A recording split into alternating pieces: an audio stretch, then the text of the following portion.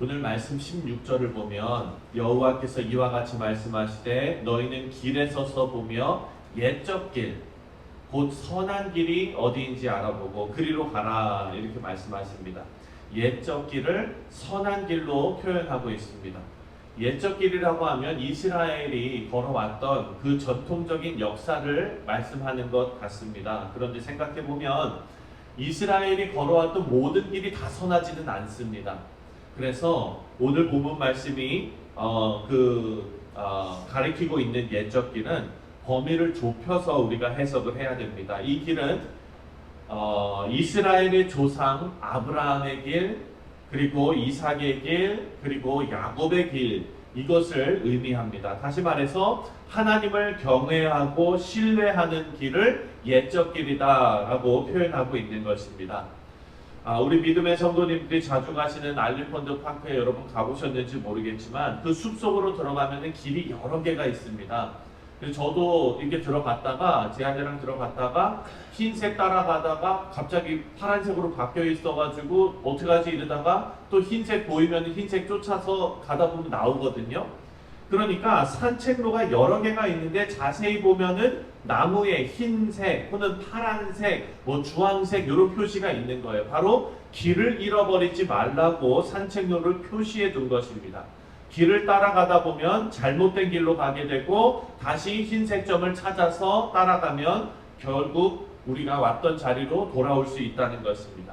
다시 말해서 조금 느리게 가더라도 바른 길을 찾아가야 안전하게 목적지에 갈 수 있다라는 것이죠. 그 길에 마치 등산로에 흰색 점이 표시되어져 있는 것처럼 하나님께서 파수꾼을 세워서 그 길을 알려주신다라고 말씀하십니다. 17절을 다 같이 읽겠습니다. 17절 시작. 내가 또 너희 위에 파수꾼을 세웠으니 나팔 소리를 들으라. 그들이 대답이 우리는 듣지 않겠노라 하였노라.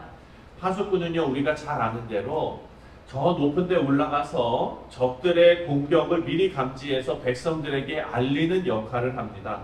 파수꾼은 높은 망대 위에 올라가서 잘 살피다가 위험의 조짐이 보이면 나팔을 불고 북을 치고 막 이렇게 알리는 역할을 하죠.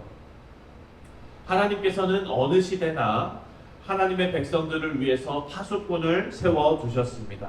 그리고 파수꾼을 통해 하나님의 뜻을 증거하고 계십니다. 그래서 우리 모두는요, 파수꾼의 나팔 소리에 귀를 기울여야 합니다.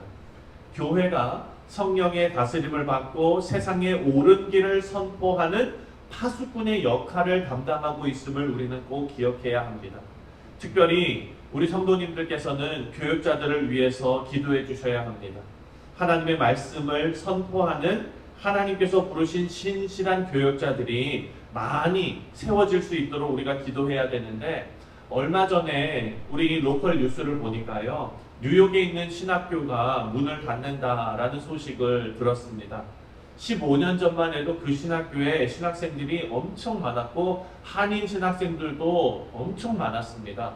그랬는데 이제는 문을 닫게 되었습니다. 전하는 자가 없으면 어찌 듣겠는가라는 말씀을 생각하게 됩니다. 이렇게 심각한 시대를 우리가 살아가고 있습니다. 우리가 이 시대의 파수꾼들을 위해서 꼭 기도해야 될 줄 믿습니다. 말씀을 보면 예레미야는 이스라엘이 마땅히 할 일이 있는데 다른 것으로 자기가 마땅히 해야 될 일을 대신하려는 모습을 강하게 지적하고 있습니다. 본질적인 하나님 말씀에는 관심이 없고 제사를 드림으로써 자기의 부족한 부분, 어떻게 해서든지 그 부족한 부분을 메꾸어 보려는 태도입니다. 20절 말씀을 우리 함께 읽겠습니다. 20절 시작. 시바에서 유향과 먼 곳에서 향품을 내게로 가져오면 어찌하느냐. 나는 그들의 번제를 받지 아니하며 그들의 희생 제물을 달게 여기지 않노라. 하나님의 말씀입니다. 하나님 앞에 우리가 보여야 할 태도는 진실함이고 하나님의 말씀에 순종하는 것뿐인데, 지금 이스라엘 백성들은 그것을 다 안 하고 그 부분을 하나님과 거래하는 것으로 메꿔보려고 합니다. 유향과 향품을 드리면 그냥 넘어가시겠지. 이런 생각은 하나님을 모독하는 일입니다. 우리는 아직 기회가 있을 때 하나님 앞에 돌이켜야 합니다. 이들에게도 아직 기회가 있었지만 이들은 돌이키지 않았습니다. 이제 22절부터는 유다를 침략해서 심판할 바벨론에 대해서 하나님께서 말씀하고 계십니다. 구원의 기회를 어리석게 허비해버린 자들에게 주어진 결과인데 그 결과는 끔찍한 고통입니다. 이제 이스라엘은 속수무책으로 당하게 될 겁니다. 23절을 한번 읽어보겠습니다. 23절 시작. 그들은 활과 창을 잡았고 잔인하여 사랑이 없으며 그 목소리는 바다처럼 효요하는 소리라. 그들이 말을 타고 전사같이 다 대열을 벌이고 시온의 딸인 너를 치려 하느니라 하시도다. 이제 유다 백성들은요 힘이 다 빠지고 두려움에 떨게 될 겁니다. 빠져나갈 길이 없는 그런 상황입니다.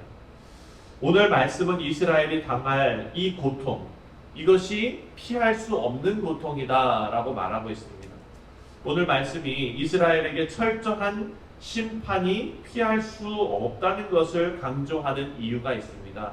이 말씀을 대하는 우리 모두가 이스라엘 그 유다 백성들 말고 그들뿐만 아니라 이 말씀을 지금 우리가 묵상하는데 우리 모두가 죄를 멀리하고 하나님께 속해서 살아야 한다는 것을 가르쳐 주기 위해서 그 죄의 결과가 이렇게 끔찍하다는 것을 지금 알려주고 있는 것입니다. 혹시 우리도 모르게 다른 길로 걸어가고 있는지 확인하라라는 것이죠.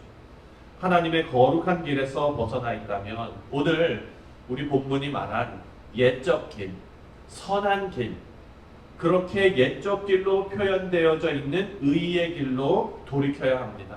이렇게 하나님의 은혜를 악으로 갚으면서 하나님께서 보내주신 그 파수꾼, 선지자들을 업신여기고 무시하고 선포되는 말씀을 듣지 않았던 유다 백성들이 너무 어리석어 보이지만 혹시 이 말씀이 우리에게 주시는 이 말씀, 그 말씀을 우리가 잘 받고 하나님 앞에 우리가 회개할 부분이 있다면, 내 안에 버려야 할 부분들이 말씀에 비추어진다면 우리의 삶의 자리에서 하나씩 그것을 제거해 나가시는 지혜로운 성도님들이 다 되시기를 주님의 이름으로 축원드립니다.